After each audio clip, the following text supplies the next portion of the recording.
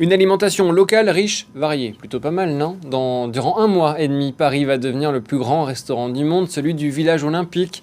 Installé dans la nef de la Cité du Cinéma à Saint-Denis, il proposera près de 3600 places assises. Environ 6000 personnes y seront mobilisées. En Seine-Saint-Denis, nos cuistots ce matin, c'est Léna Mahmoud et Memouna Bari.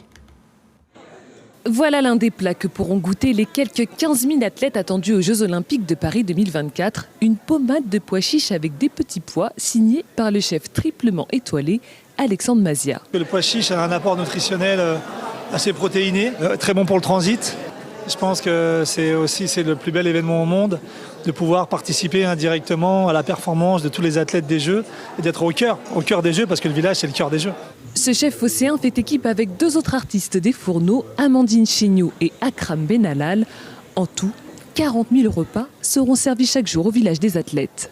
Il y a eu un gros travail qui a été fait avec Sodexo Live, parce que servir autant de repas, moi je ne suis pas capable de le faire, donc il fallait justement qu'on ait leur expertise pour justement pouvoir créer des plats qui soient adaptés au volume. Des nutritionnistes ont également mis la main à la pâte pour l'élaboration de ces repas.